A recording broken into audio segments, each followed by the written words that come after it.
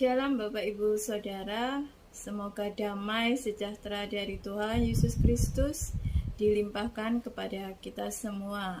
Amin.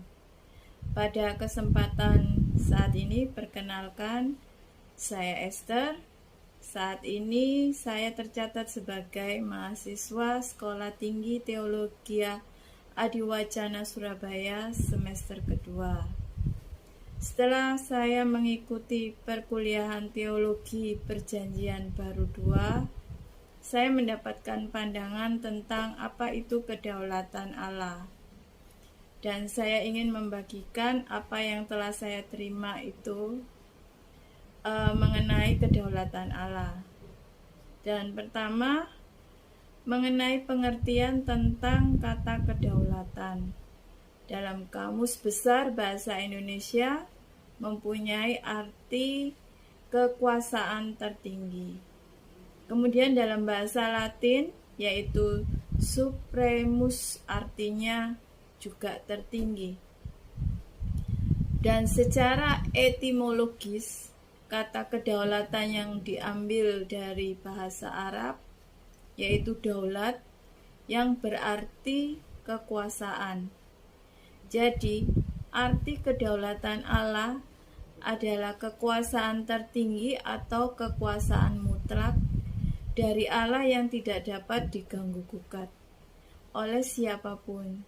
Jadi, segala sesuatu atau kehendak Allah itu tidak dapat dibatalkan oleh siapapun termasuk manusia, karena Allah tidak berhutang kepada siapapun.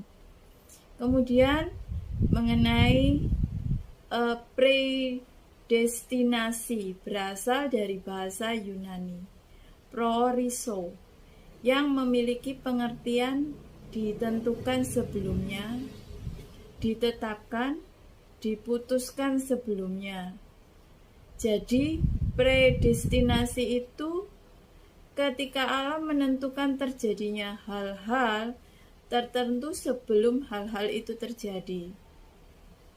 Dalam doktrin Alkitab yang menyatakan bahwa Allah dalam kedaulatannya memilih orang-orang tertentu untuk diselamatkan. Jadi predestinasi merupakan hak prerogatif Allah yang di dalamnya tidak dipengaruhi oleh unsur apapun dari pihak luar, termasuk manusia itu sendiri.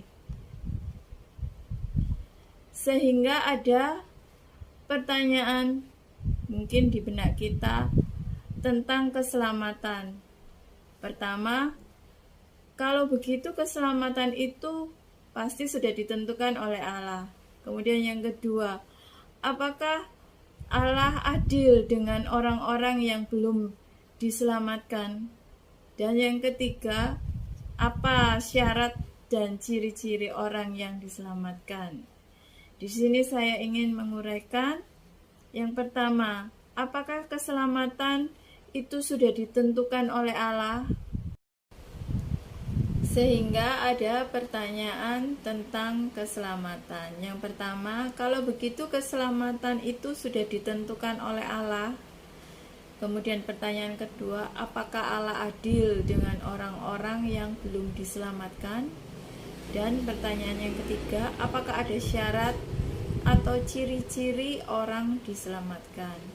Di sini saya menguraikan sedikit mengenai pertanyaan pertama, apakah keselamatan itu sudah ditentukan oleh Allah?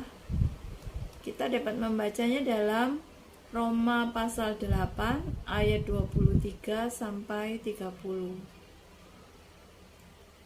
Sebab semua orang yang dipilihnya dari semula, mereka juga yang ditentukannya dari semula untuk menjadi serupa dengan gambaran anaknya, supaya ia, anaknya itu, menjadi yang sulung di antara banyak saudara.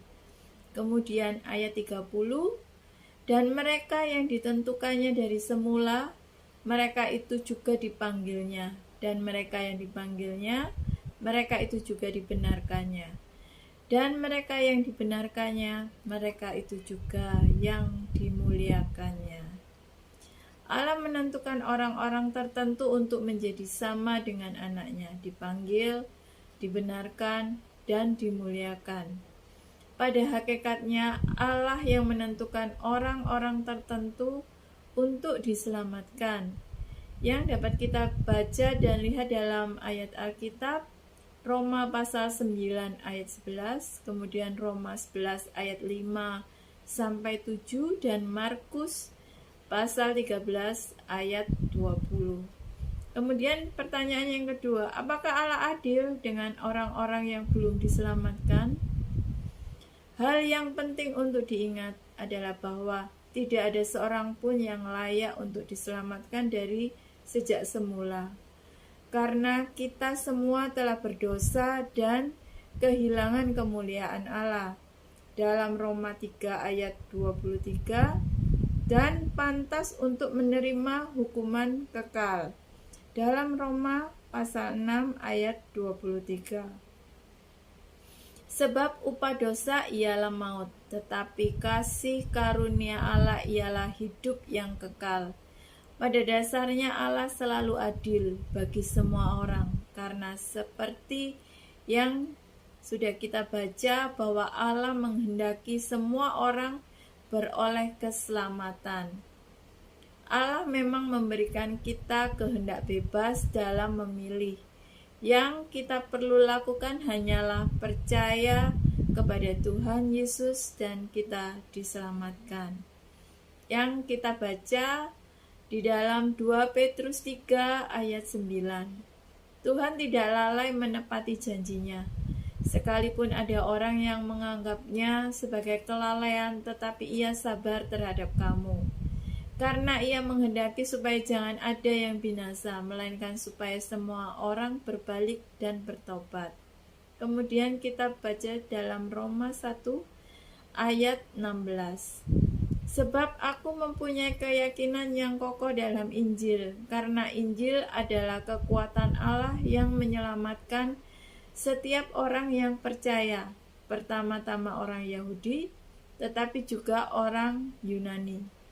Jadi, orang-orang yang tidak selamat itu bukan tidak mendapatkan kesempatan, tetapi mereka menolak kesempatan itu, karena Allah memberikan kehendak bebas bagi manusia. Kemudian pertanyaan ketiga, apakah ada syarat atau ciri-ciri orang diselamatkan? Alkitab tidak pernah menggambarkan Allah sebagai pribadi yang menolak siapapun yang percaya kepadanya atau mengusir orang yang mencari Dia. Contoh seperti Nuh yang hidup bergaul dengan Allah, maka Nuh diselamatkan. Dan orang yang tidak bergaul, apakah tidak diselamatkan? Tentu tidak, karena semua orang pada awalnya sudah memperoleh kesempatan yang sama untuk mendengar berita keselamatan dengan berbagai kondisi dan keadaan, tetapi mereka tidak merespons seperti halnya Nuh. Dan seperti juga orang yang disalib bersama Tuhan di sebelah kiri dan kanan Tuhan Yesus, di mana orang yang sebelah kanan hampir binasa, tetapi karena respon akan berita keselamatan, maka mengalami keselamatan. Tidak demikian dengan orang yang di sebelah kiri. Jadi semua orang benar atau orang berdosa mendengarkan berita keselamatan yang sama. Hanya bagaimana cara mereka merespon berita keselamatan itu. Mereka mempunyai kehendak bebas, bahwa Allah mempunyai pertimbangan dalam setiap keputusannya. Yang dapat kita baca di dalam Roma pasal 11 ayat 33. Oh, alangkah dalamnya kekayaan, hikmat dan pengetahuan Allah. Sungguh tak terselidiki keputusan-keputusannya, dan sungguh tak terselami jalan-jalannya. Bahwa Allah dalam kedaulatannya memutuskan untuk memilih orang-orang tertentu untuk diselamatkan. Dan kita patut mengucap syukur karena termasuk menjadi bagian orang-orang pilihan yang telah memperoleh kemurahan Allah. Semoga apa yang saya sampaikan ini dapat menjadi berkat. Tuhan Yesus memberkati. Amin.